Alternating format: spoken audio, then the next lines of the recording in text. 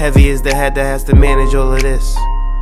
Hey everyone, welcome back to my channel. We're now incentivized to buy what we already buy.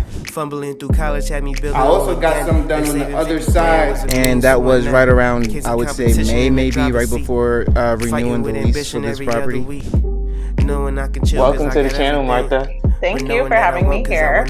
Oh, I was going to say, I am getting up in their names, I'll tell you what. Bills paid by other people, life was never this good. I had to step back, knowing that it's... Hey everyone, welcome back to the channel. So today I want to talk about how many millionaires the world is creating. We have 1,000 millionaires a day being created. I remember a time when there used to be only 3 million millionaires in the world. And now we have more than 28 million millionaires in the world. That is astonishing to know that 1,000 millionaires are created each and every single day. But we also know that most millionaires will not feel like they make $1 million because most of their money are tied up in their 401ks and Roth IRAs, which are retirement accounts if you're not aware. And they're also tied up in their house. So if you got a $400,000 house, then you only got $600,000 to retire on. That can be very, very much a simple life, even for a millionaire, right? You got $600,000 to spend the next 25 years. That's tough. That's tough. Can some people do it? Absolutely. Can most people do it? Not in my generation, but in the generations that succeed are before us. Then yes, they may be able to do that.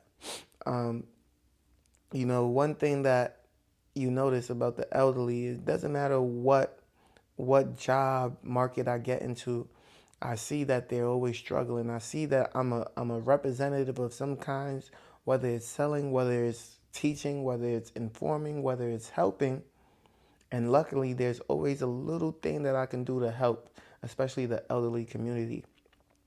But when I was in health insurance, I wasn't selling health insurance, but I was informing people of their health insurance. You would see the devastation in their voice, the heartache, the anger, all the things that would go on that would make life just miserable for those that were seniors. You know, I was absolutely sorry. I'm receiving a call. I'll give them a call back after. But I was absolutely like devastated trying to support these people, trying to help these people. And I would find ways that I can bless them, that I can support them, that I can help them.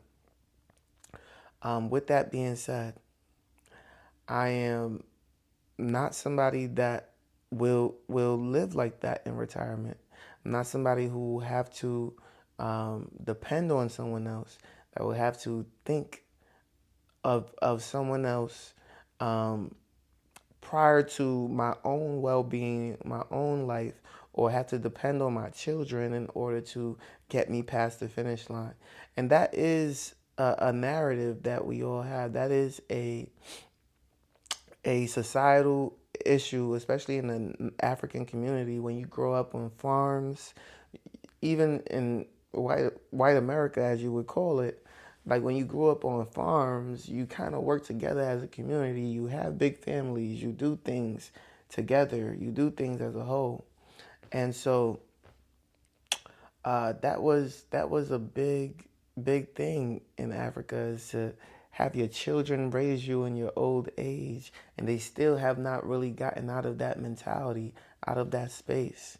So I say all that to say that we need to do a better job. Yes, there's low income discounts for seniors in several things. There's free food for seniors in several cafes and several restaurants.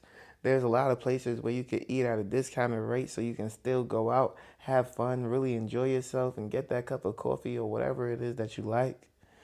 But let's not act like we don't see 80-year-olds, 85-year-olds still trying to work. I remember when I got my first job at Amazon as an area manager, and I had this 85-year-old trying to pack boxes.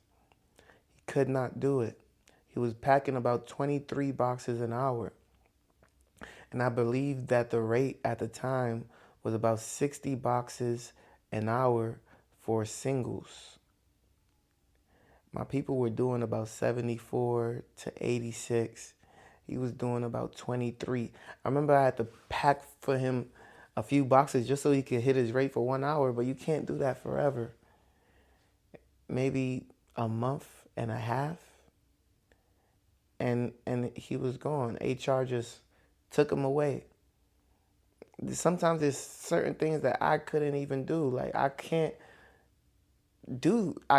like just favor you because, you know, of your age. And so I worked on a system of merit based. If you work towards something, then you would get.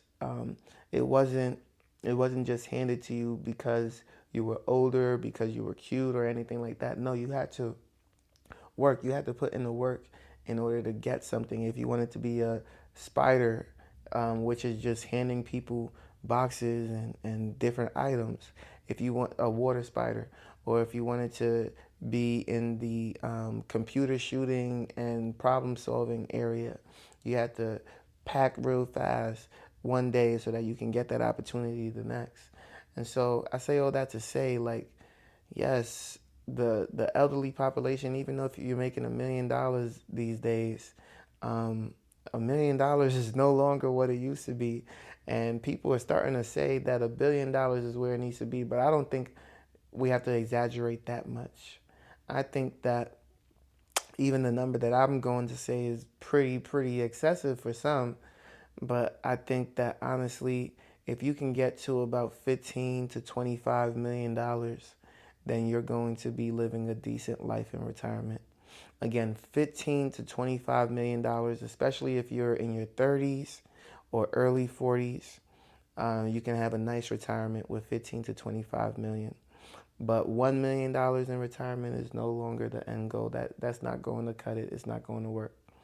If you like this video, make sure you leave a like, comment, and subscribe to the channel. You know I post on YouTube, Rumble, and Spotify for podcasters, and I can't wait to see you on the next one. Peace.